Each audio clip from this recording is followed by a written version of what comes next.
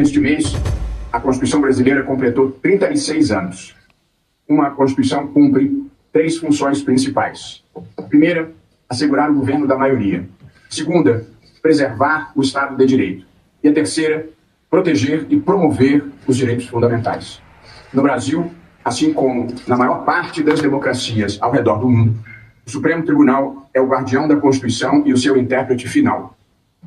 Pois bem, nesse período, nesses 36 anos de vigência da Constituição, o governo da maioria foi assegurado em sucessivas eleições nacionais e municipais, todas conduzidas pela Justiça Eleitoral, sob a presidência de um ministro dessa Corte. Desde 1996, contamos com o mais rápido e confiável sistema de apuração eleitoral do mundo, instituído sob a liderança de um ministro do Supremo Tribunal Federal, o ministro Carlos Mário Veloso, e aperfeiçoado por todos os ministros que o sucederam. No mesmo período, o Estado de Direito foi preservado em meio a turbulências que em outros tempos teriam trazido rupturas e quebras da institucionalidade. Não foram décadas banais. Tivemos impeachments presidenciais, ambos os julgamentos conduzidos por ministros deste tribunal, múltiplos escândalos de corrupção e ataques graves às instituições, notadamente os que ocorreram em 8 de janeiro de 2023. Reconstruímos o plenário com a condução firme da ministra Rosa Weber e, a despeito de tudo, a institucionalidade foi mantida e a democracia permaneceu inabalada. No campo da proteção e promoção dos direitos fundamentais, tivemos avanços importantes em favor de mulheres, afrodescendentes, comunidade LGBTQIA+, comunidades indígenas e pessoas com deficiência. Muitos desses avanços resultaram de decisões deste tribunal ou foram validadas por este tribunal. Como toda instituição humana, o Supremo é passível de erros e está sujeito a críticas e a medidas de aprimoramento.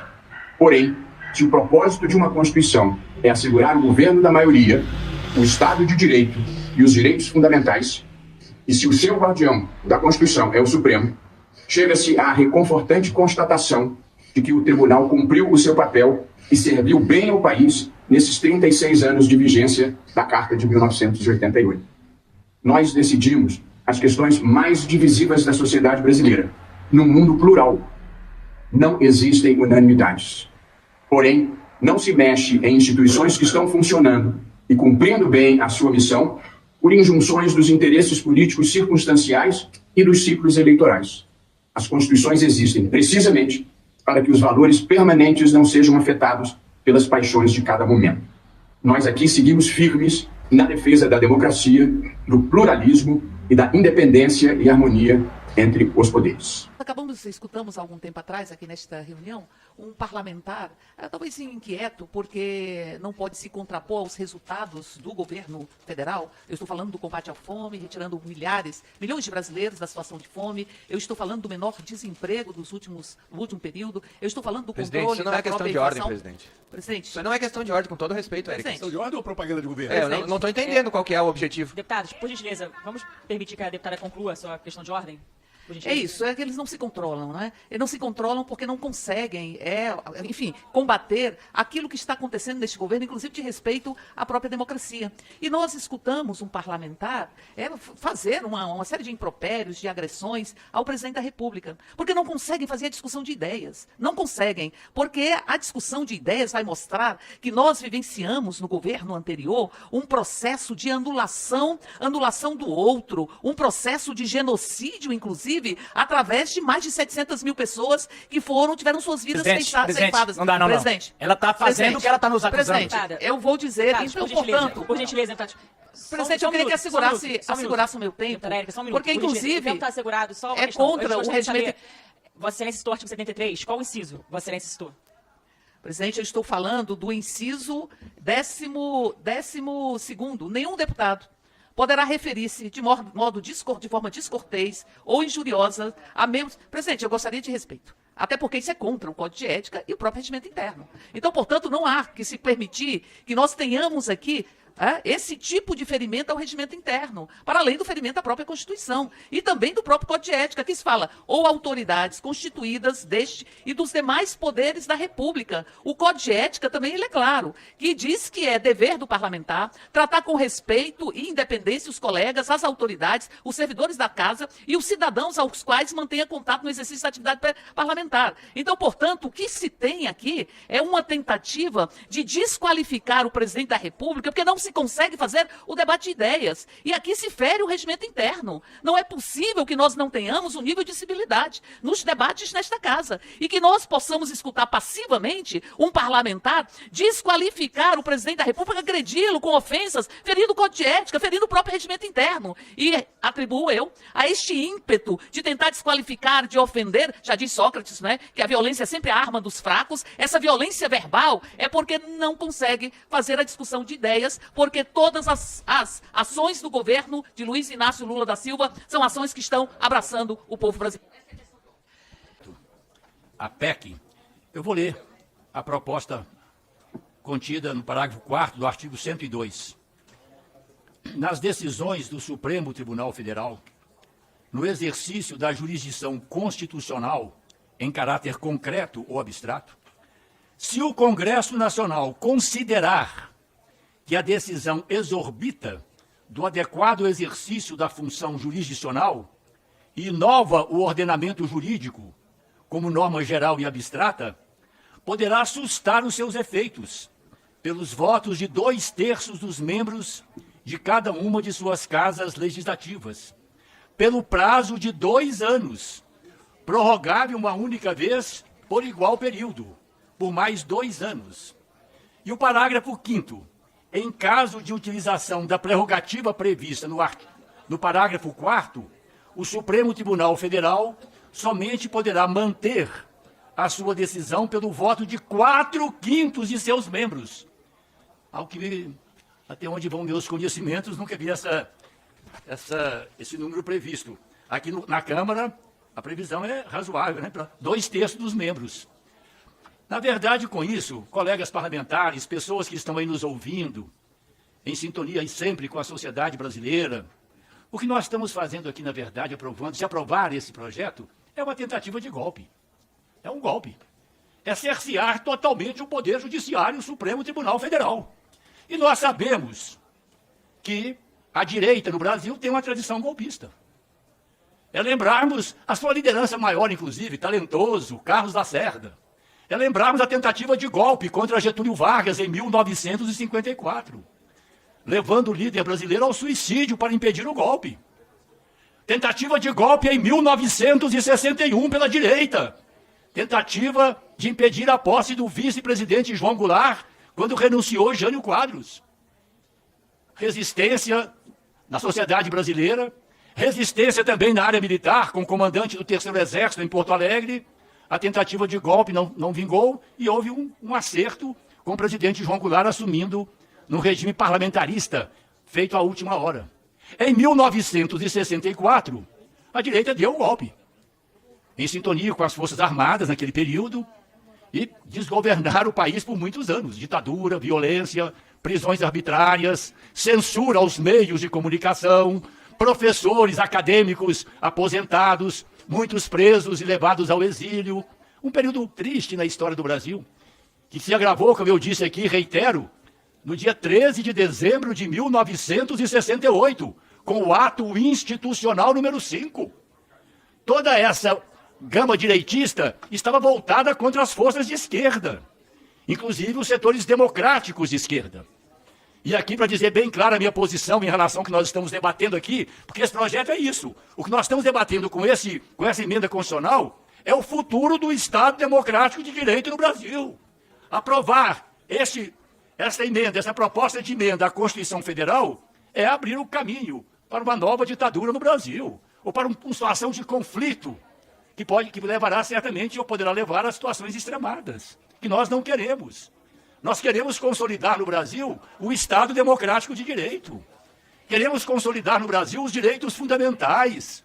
Queremos a convivência respeitosa entre pessoas, forças políticas que têm diferentes visões, mas um debate democrático que respeite os direitos humanos, que busque a construção de consensos, sempre visando o bem do nosso país, consolidar a nossa soberania, afirmar o projeto nacional brasileiro, e não com retrocessos lamentáveis como este, que nos remetem a essas tentativas e golpes que foram feitos com um pesado legado para o nosso país, para o nosso povo, para as forças democráticas. Eu quero dizer também aqui, para fundamentar minha argumentação, que a minha formação é uma formação rigorosamente democrática. É uma formação cristã, católica, numa linha ecumênica, onde me formei. Na minha juventude eu tive muitos mestres no Brasil, no mundo. Eu vou mencionar 2 brasileiros, que as pessoas mais esclarecidas saberão identificar, e ajudaram profundamente na minha formação. No plano nacional, foi Alceu Amoroso Lima, cristão de Ataíde, o doutor Alceu, o nosso grande pensador cristão católico, na linha de Jacques Maritain, na linha da doutrina social da igreja, do ecumenismo, do encontro das forças religiosas comprometidas efetivamente com o legado de Jesus, a construção da paz, da justiça. E o outro, um grande mestre mineiro, na mesma linha do Alceu, o nosso professor Edgar de Godoy da Mata Machado, que foi tão vitimado pela ditadura. Professor na Universidade Federal de Minas Gerais, na Faculdade de Direito, foi aposentado. Aposentado como professor da Universidade Católica, impedido de lecionar. Deputado federal aqui nesta casa, teve o seu mandato cassado e os seus direitos políticos suspensos por 10 anos. Teve o seu filho, José Carlos da Mata Machado, torturado e morto nos porões cruéis da ditadura. Edgar da Mata Machado perdoou os que mataram seu filho. Era homem de comunhão diária. São esses mestres que me formaram. Daí o meu compromisso com o Estado democrático de direito, com a democracia que pressupõe o poder judiciário. O poder judiciário, como tudo que é humano, inclusive nós aqui nessa casa legislativa, tem limites, tem fragilidades, sabemos disso. Mas é fundamental a independência do poder judiciário, tendo como referência maior o Supremo Tribunal Federal, a Suprema Corte, para preservarmos no Brasil essa dimensão humana, essa dimensão da justiça social e da democracia. O que nós estamos vivendo aqui com esse projeto é muito grave. Eu vou me ater, lembrando sempre, voltando à nossa Constituição, o que está na Constituição e o contraponto que esse parágrafo 4º do artigo 102 da proposta de emenda faz em relação aos dispositivos constitucionais. Começa no artigo 2º dos princípios fundamentais da nossa Carta Maior. São poderes da União, independentes e harmônicos entre si, o legislativo, o executivo e o judiciário. Não há um poder mais forte do que o outro, como alguns colegas aqui levantaram. Poder mais forte esse aqui. São todos poderes harmônicos que constituem o Estado democrático de direito. E um pouco mais à frente, vamos lembrar, né? Já foi mencionado aqui, mas é importante também nós chamarmos a opinião pública, as pessoas de boa vontade, as pessoas comprometidas com a democracia, para que entrem nesse debate nacional. Para que o debate aqui na Câmara dos Deputados se estenda à sociedade brasileira. Então é importante nós lembrarmos do parágrafo 4º da nossa Constituição, parágrafo 4º do artigo 60 da Constituição. Não será objeto de deliberação a proposta de emenda tendente a abolir a separação dos poderes. E abolir a separação dos poderes implica entrar diretamente no inciso 4º, que diz respeito aos direitos e garantias individuais. O Poder Judiciário, com suas limitações humanas, com as suas fragilidades sempre passíveis de um aperfeiçoamento democrático, é fundamental na garantia dos direitos individuais, dos direitos fundamentais, na garantia da dignidade de cada pessoa humana. E vamos também, nós mencionamos aqui da vez passada, os artigos 101, 102, 103, que tratam do Supremo Tribunal Federal, mas é importante nós lembrarmos que, na verdade, a Constituição da República, ela estabelece as atribuições e responsabilidades dos 3 poderes. Nós temos aqui no artigo 84 atribuições do presidente da República. Artigo 85, as responsabilidades do presidente da República, segue os ministros de Estado, as disposições gerais. A Constituição dispõe, de maneira muito específica, sobre as nossas atribuições, sobre as atribuições do Poder Legislativo. A pergunta que se coloca, inclusive, colegas parlamentares, nesse momento em que nós queremos afrontar o Supremo Tribunal Federal, quebrar essa separação constitucional dos poderes, romper com a ordem democrática. Nesse momento eu penso que nós aqui na Câmara devemos também, no exercício dos nossos direitos e deveres, na fidelidade ao melhor da tradição cristã, nós aqui também do Poder Legislativo devemos fazer o nosso exame de consciência. Devemos questionar os nossos comportamentos, a questão do orçamento secreto, a relação com os recursos públicos. Os nossos debates aqui, as nossas reuniões são abertas, nós buscamos uma interlocução maior com a sociedade, com os movimentos sociais, com as escolas, igrejas, universidades, com empresários e trabalhadores. Nós estamos permanentemente a serviço do bem comum. Nós prestamos contas, nós trabalhamos também com prazos determinados para aprovação de projetos estratégicos importantes para a vida. Nós podemos sim discutir, e tenho colocado isso, uma reforma séria do Poder Judiciário, mas como já foi dito aqui por colegas, o deputado Chico Alencar, é claro que tem que ser um debate aberto à sociedade, com a presença aqui de ministros, integrantes do Poder Judiciário, do Ministério Público, um debate democrático, para melhorarmos sim. Eu vejo uma limitação no Poder Judiciário. A lentidão, por exemplo, na primeira instância. Os processos muitas vezes ficam travados. Depois também na segunda. Buscarmos formas mais ágeis, transparentes, respeitando sempre o devido processo legal, o direito de defesa, respeitando sempre os princípios aqui garantidos na nossa Constituição. Mas para fazermos esse trabalho em relação ao judiciário, nós temos que fazer também o nosso exame de consciência. Nós temos que fazer também a nossa autocrítica democrática. Nós temos que ver se nós estamos efetivamente a serviço do povo brasileiro, se nós estamos melhorando a vida das pessoas, das famílias, das comunidades, especialmente dos que mais precisam, dos empobrecidos, dos que têm fome e sede de justiça. Nós temos que discutir também aqui a nossa efetiva participação nas políticas públicas, educação, saúde, segurança alimentar, assistência social, moradia digna. Nós temos que discutir as nossas relações com os poderes judiciário e executivo no plano municipal, estadual, nacional, sermos de fato uma referência do nosso país e do nosso povo. E não aprontarmos um projeto como esse. É um golpe. É a direita voltando às suas raízes históricas. É a direita iniciando mais uma vez uma tentativa de romper no país o Estado democrático de direito. É a direita mais uma vez revendo a sua tradição golpista e antidemocrática. A gente vê aqui, com muita nitidez, que as pautas construídas para esta comissão, inclusive esta matéria que eu vou agora comentar, a PEC 28, tem objetivos muito explícitos. Objetivos de colocar um freio em um poder constituído, exatamente aquele poder que foi fundamental para que nós não tivéssemos um golpe de Estado no país recentemente. É só a gente lembrar quando é que foi criada a teoria dos três poderes.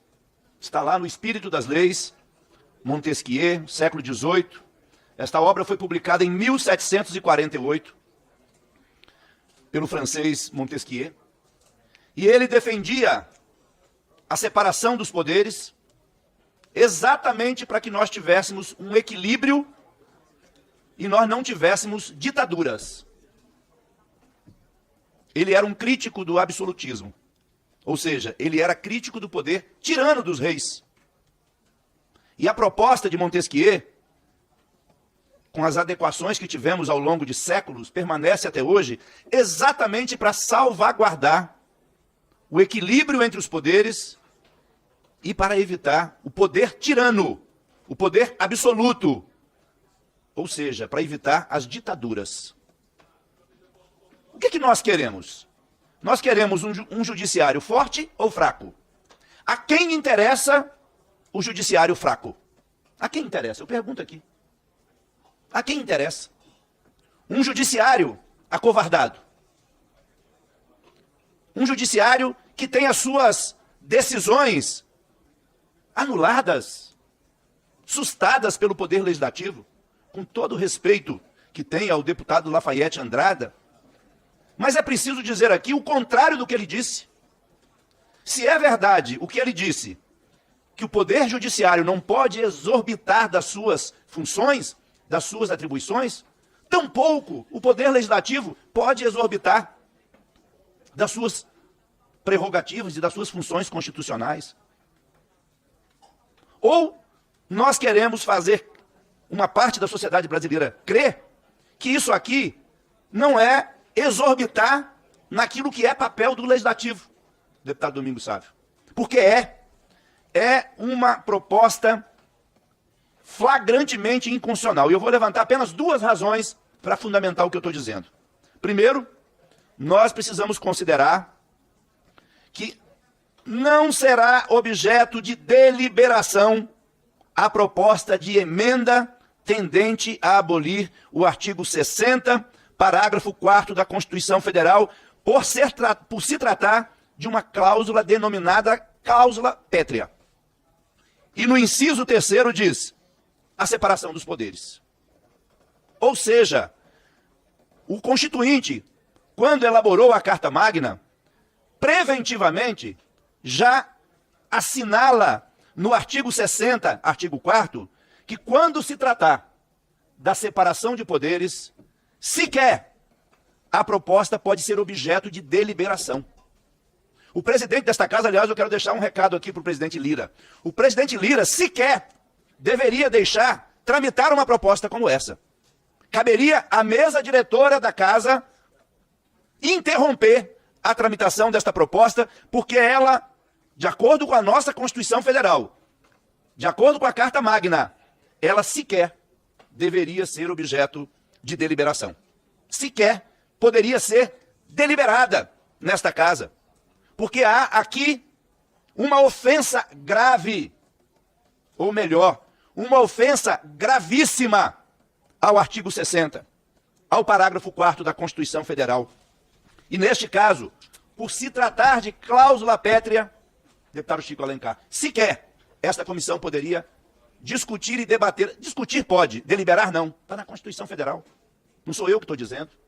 É a Constituição Federal que não permite que se delibere, neste caso, sobre cláusula pétrea. E isso fere de morte aquilo que criou no século XVIII Montesquieu, e fere de morte o que está na nossa Constituição, porque nós precisamos garantir a separação e a harmonia entre os poderes. O que se quer aqui é praticar revanche.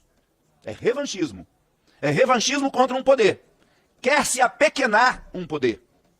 Onde não há separação de poderes, há o absolutismo, já identificado no século XVIII pelo Montesquieu. Que grande contribuição deu para a história da democracia no mundo. Já naquela época, o poder tirano dos reis precisava ser contido. Ou a gente esqueceu que num passado recentíssimo do Brasil, no mandato presidencial anterior, o próprio presidente da República fez declarações públicas de apoio à tortura. Nós já esquecemos disso? O presidente da República, o presidente anterior, declarou apoio à tortura. Artigo 91, inciso 1. Participou. Questão de ordem, presidente. Participou. Só um minutinho, deputado. Participou. Congela o tempo Eu do estou deputado. me atendo à matéria. Não, deputado Medeiros, só um pouquinho. Congela o tempo. Congela o tempo do deputado. Deputado Helder, eu só quero fazer um alerta. Deputado Medeiros não pode interromper o colega enquanto fala. Não, mas nós não vamos. Não, mas nós não vamos interromper por questão de ordem. É a grande questão que eu estava observando no discurso do deputado Helder, e peço que se atenha à matéria, mesmo que faça um retrospecto histórico, né? Eu peço que se atenha à matéria que foi um pedido da deputada Érica Cocai, tá? Então vou retomar o seu tempo, pode continuar o tempo, deputado, saca a palavra. O tempo inteiro fora da matéria e sequer foi interrompido uma vez. Então eu queria dizer que nós queremos evitar o golpe, o golpismo, a ditadura. Ditadura nunca mais, tortura nunca mais. Quem quer calar o Supremo quer de volta a ditadura, com certeza. Calar um poder é ferir de morte o parágrafo 4º da Constituição Federal, que está no artigo 60. É por isso que esta PEC, em análise, ela avança deliberadamente sobre uma cláusula pétrea. Ela avança para mudar uma cláusula pétrea inscrita na nossa Constituição. Eu vejo aqui muitas mentiras sendo divulgadas, muitas falácias. Eu já falei aqui sobre os sofistas, sobre os sofismas em reuniões anteriores. E volto a dizer, muitos que invocam a fé cristã, mas que são amantes da mentira. Invocam a liberdade de expressão, mas são amantes da ditadura. Invocam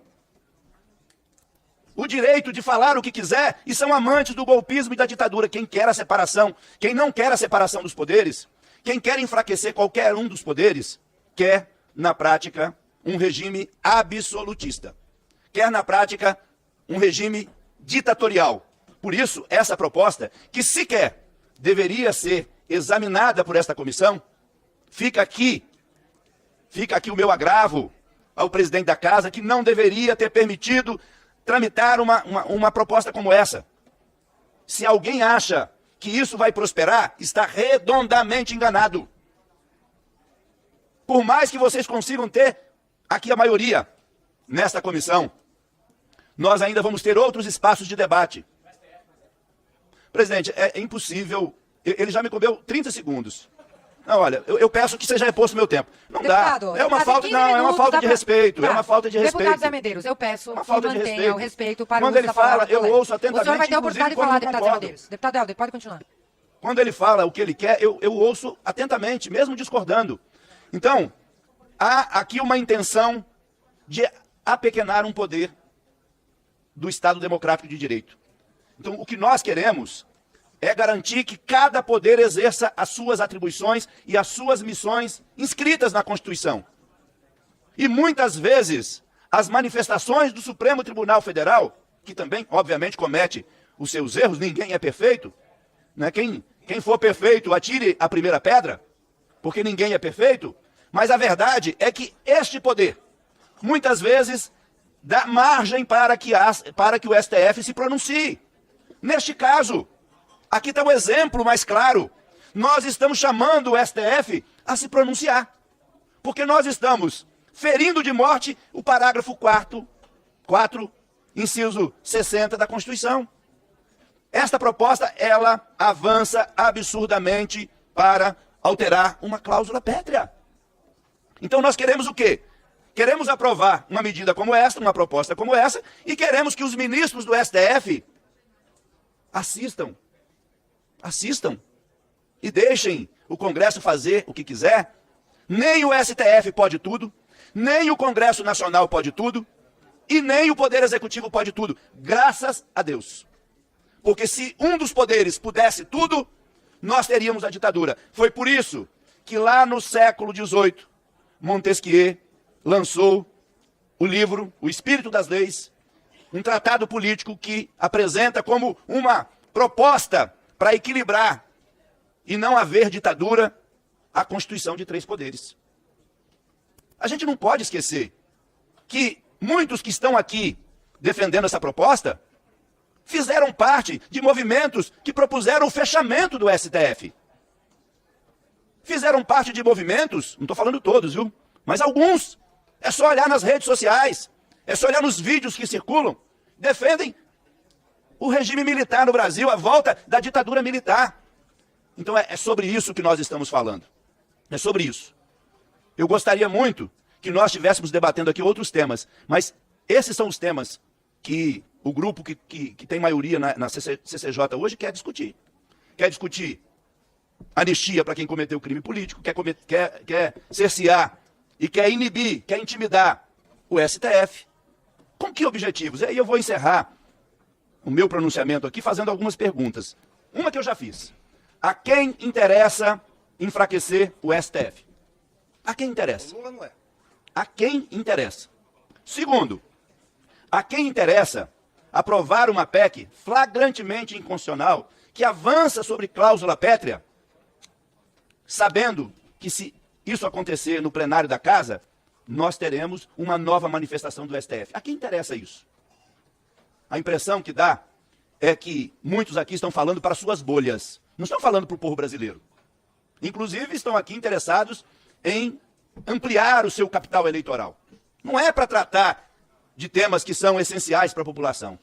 Esse debate não é de interesse nacional, é de interesse de uma bolha, de uma parcela que faz parte de uma extrema-direita que quer de volta a ditadura.